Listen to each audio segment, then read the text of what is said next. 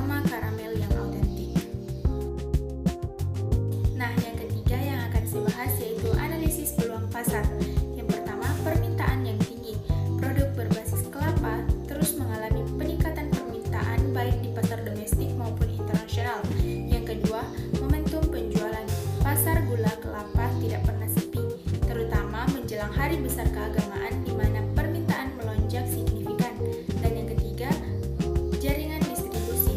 Adanya minat dari pembeli luar daerah seperti pengepul dari Makassar yang menunjukkan jangkauan pasar yang luas. Adapun target konsumen dari gula kelapa ini yang pertama, masyarakat lokal atau penduduk di wilayah Bulukumba dan sekitarnya yang menggunakan gula merah untuk kebutuhan konsumsi harian. Yang kedua yaitu pengepul dan pedagang besar, mitra bisnis dari kota besar, contohnya seperti di Makassar yang mendistribusikan produk ke pasar yang lebih luas. Dan yang ketiga yaitu industri makanan, pelaku usaha kuliner yang membutuhkan bahan pemanis alami dengan aroma khas untuk produk mereka. Selanjutnya yang kelima yang akan saya bahas yaitu strategi pemasaran. Yang pertama, pemanfaatan jaringan pengepul, yaitu menjalin kerjasama dengan pengepul untuk memastikan produk terserap pasar secara kontinu. Dan yang kedua yaitu peningkatan kualitas, menjaga kebersihan proses penyadapan dan suhu pemasakan untuk menghasilkan gula yang padat dan tahan lama, sehingga meningkatkan kepercayaan konsumen. Dan yang ketiga yaitu diversifikasi produk, potensi pengembangan kebutuhan gula semut melalui pelatihan untuk menyasar segmen pada pasar modern. Yang keenam yang akan saya bahas adalah analisis modal dan biaya berdasarkan rata-rata operasional per bulan. Yang pertama yaitu biaya variabel atau bahan baku senilai Rp1.619.500, sudah termasuk nira, kayu bakar, kapur gamping, dan kemasan. Yang kedua yaitu biaya tetap atau penyusutan alat senilai Rp55.400. Yang ketiga biaya tenaga kerja senilai Rp1.000.000 dan total biaya produksi senilai Rp2.699.900 per bulan. Dengan investasi awal estimasi sekitar Rp5.287.500. Nah, selanjutnya yang akan saya bahas yaitu perkiraan keuntungan.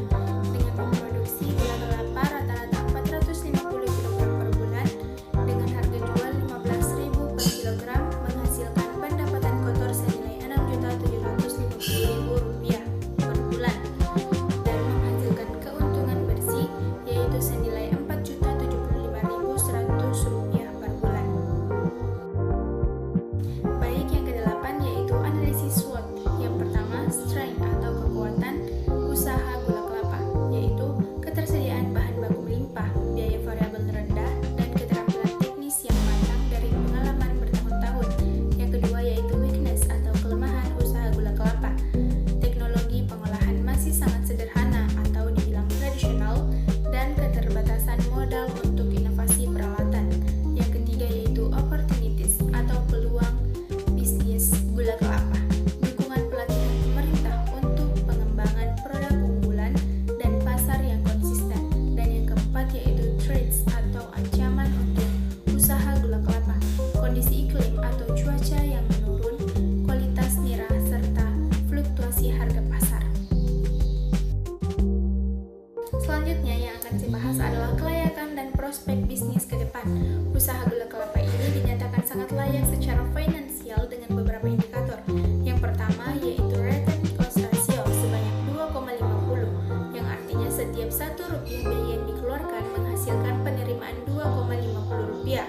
Yang kedua yaitu benefit cost ratio sebanyak 1,50, artinya keuntungan bersih 1,5 kali lipat dari biaya yang dikeluarkan. Yang ketiga yaitu return of investment sebanyak 78%, yang artinya tingkat pengembalian modal sangat tinggi dibandingkan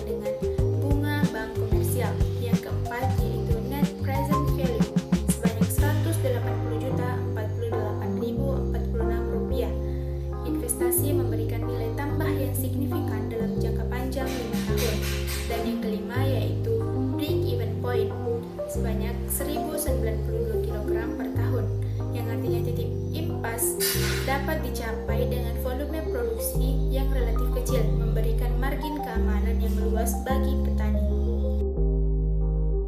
Yang terakhir yaitu kesimpulan dan alasan usaha gula kelapa layak. Nah, usaha gula kelapa di Kecamatan Kajang layak dijalankan karena mampu memberikan keuntungan bersih yang stabil, rata-rata 4 juta per bulan, dengan modal operasional yang efisien. Alasan utamanya adalah rendahnya biaya produksi karena pemanfaatan sumber daya lokal dan tenaga kerja keluarga, serta tingginya profitabilitas atau net profit margin 60% yang memungkinkan pelaku usaha untuk menabung atau mengembangkan usaha lebih lanjut. Prospeknya sangat cerah sebagai ekonomi kreatif pedesaan yang berkelanjutan. Baik teman-teman, sekian video dari saya. Semoga video ini bermanfaat dan terima kasih telah menonton. Assalamualaikum warahmatullahi wabarakatuh.